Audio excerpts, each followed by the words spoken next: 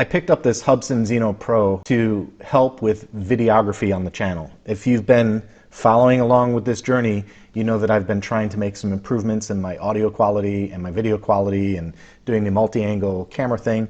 And this is just an effort to continue developing videography capabilities for the channel. So my thoughts are that I take this out of the field, I put it in a hover, I aim it at the runway, we get some flight footage of the airplanes going by, and you know, there's some cool things you can do with the camera too. We'll get into all that in just a minute. Let's do a real fast unbox on this and then talk about why I picked this drone.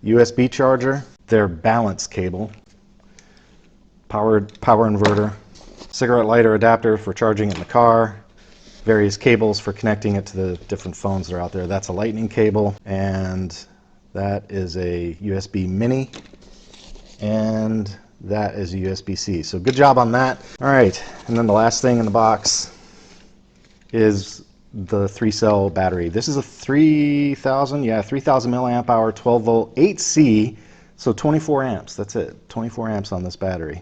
And they say it's a 34.2 watt hour battery.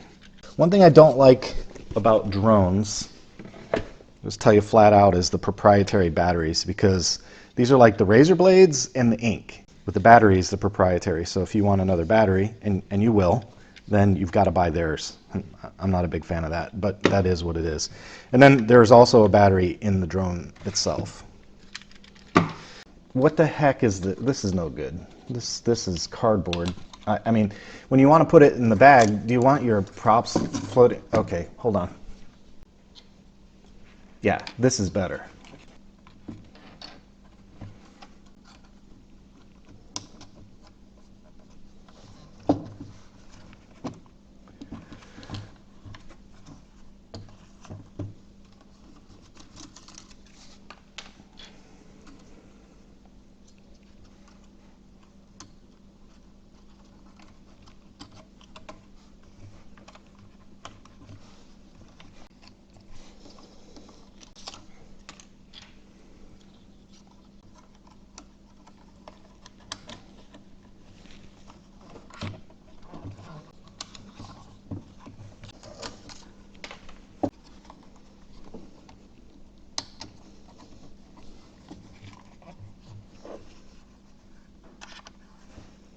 All right, that's better, isn't it?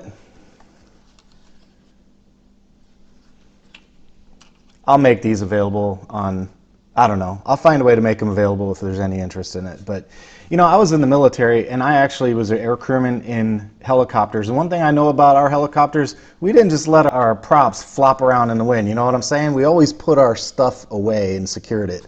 And I really don't like that they send you this nice little drone, and they don't give you some mechanism, a more permanent mechanism to keep your props from flopping in the wind. That's never good. So let's get rid of that.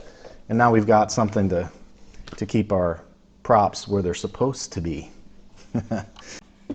You guys know that when I do the videos that I do, I always focus on, or I try and focus on things like the value equation, right? I try. And that doesn't make me, I don't like to think of myself as a cheapskate, but I do like to think of myself as someone who spends wisely. And that's what I'm after with the products that I buy. And that's what I was after with this drone. So with that in mind, I did a lot of reading about drones and a lot of videos. I paid attention, watched Dustin Dunhill, I watched Captain Drone, and I'm going to put a link to his channel down in the bottom, because if you're into drones at all, especially these minis, you need to check out his channel. He does a really good job kind of burning through all the feature functionality of all the different drones that are out on the market. And he does a great deal of work in the drone space. There are YouTube channels out there that specialize in drone reviews, and they have all the equipment to provide you a side-by-side comparison. What I want to do is talk about why I picked this one, and it starts with the camera. First thing about the camera that I want to talk about is stabilization. There are basically 4 tiers that you get when it comes to drones and camera stabilization. The first one is a fixed camera, and what you'll get in that case is what they call vibration dampening. Those are still subject to jello effect, plus your video gets real choppy because there's no fluidity around the axis in which the drone is moving because it's fixed to the body. All you get is dampening to help minimize what they call jello. The second tier involves some form of movement on the camera, like a 2-axis stabilizer and the ability to pitch and move the camera up and down. Then the third tier is a 3-axis gimbal, which gives you full stabilization around every axis. It gives you yaw, pitch, and roll. That's the first reason I bought this drone, was because I wanted to have that 3-axis stabilization. Now, while this camera also supports 4K video, that oddly enough wasn't a primary thing for me, because if you follow my channel, you know that most of what I produce is 1080p 60 frames per second.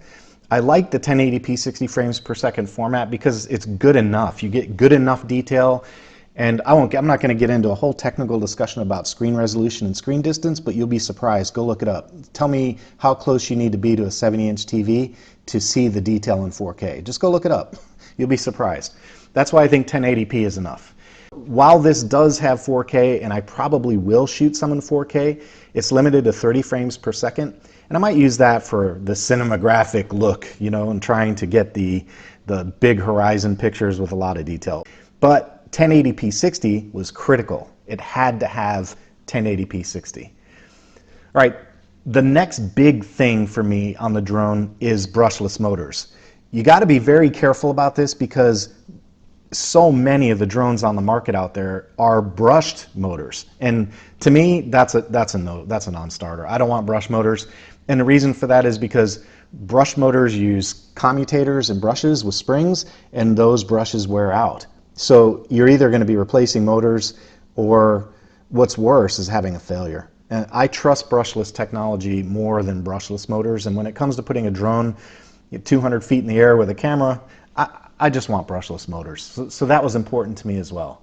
It had to have GPS. This one does. So with GPS, you get a lot of capabilities that'll help with the cinematography work.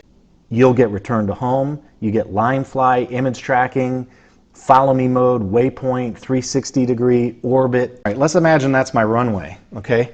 The idea that I have with this drone is to park it above the runway, off center, off the runway, but with the camera angled down, all right? And the idea is if I go down to one end of the runway, I can put it into a hover, and this drone has what's called line fly mode, which says I can say hover here and then fly this direction along the runway.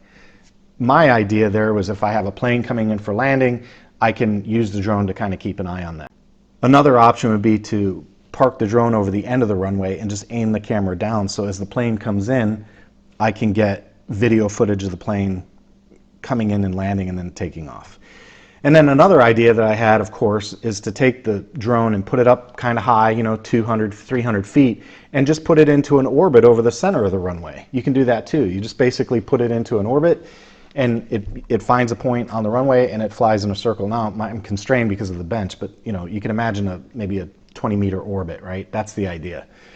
So those GPS modes were important to me because of what I want to use the drone to do. I want to use the drone to help with my videography on the channel, and I felt that the GPS logic capabilities in this particular drone would do well. One other thing that I'll mention, although it wasn't necessarily a critical buying criteria for me, and that was the range. The range of the Hubsan Zino Pro is 4,000 meters. In Florida, I really don't plan on flying 4,000 meters, but what I like about the idea of having the range for 4,000 meters is that 1,000 meters should never be a problem. Again, I have no intention of doing that kind of distance with this drone, at least, well, I mean, you know, to be honest, at least not initially I don't, but I do tend to push the envelope when it comes to that kind of thing, just saying. It's got a top speed of 37 miles an hour, yeah, that's kind of cool. It says it supports detachable filters on the camera too, which is good. And then the other thing is it's got the foldable body, so that makes it nice and compact. I mean, the more I go flying these days, the more I need almost more camera equipment than I do airplanes. I mean, it gets a little ridiculous. And this just added to that pile because while it's an aircraft, I'm really going to treat it like camera equipment. That's why I got it. It's to be a camera. Let's recap this part because this is important. The video had to be minimally 1080p at 60 frames per second. Most of the 1080p only cameras are 30 frames. So pay attention to that because 60 frames to me matters. I think 60 frames per second looks better, and that's why I produce in it, and that matters. So that's number one. Now I got a side benefit that this is a 4K as well.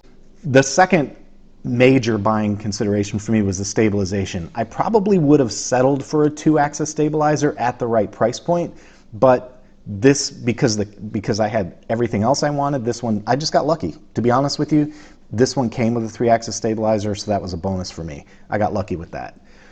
The third big item is the brushless motors. I did not want anything to do with brush motors, had to be brushless.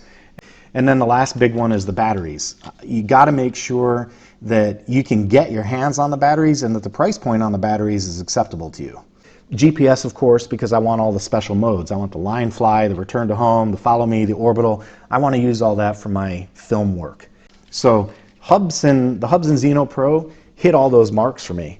And then a couple of bonuses were things like the range. The 4,000 foot range, that was a bonus. All right, so let's set the drone aside and take a look at the controller real fast.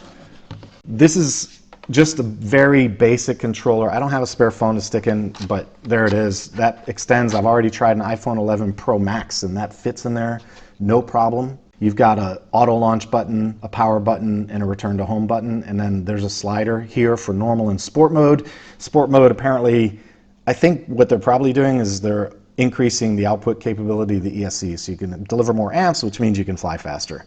And then on the front of the controller, there's a photo button, a video button, and a gimbal controller for pitch. And that's it. Pretty simple and straightforward. As far as the rest of the stuff goes, I'm really not that impressed with it. It's just a basic wall wart charger, a very cheap, low-grade, it's like a balance charger. You plug this cable into the balance lead, the other end goes into your battery, and off you go. And then it's got, you know, the cables to connect to your phone and the cigarette lighter adapter for, so just a pile of cables and other accessorial items you need. All right, that's it, guys. That's my unbox and first look at the Hubsan Zino Pro. I hope to really get some excellent footage on the channel with this little guy.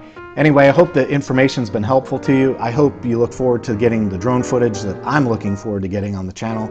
And if everything here has been interesting or entertaining for you, please consider subscribing to the channel. I appreciate every subscriber I get, and your comments and interactions with the video are also greatly appreciated. Keep up the good work there, and take it easy. We'll see you next time.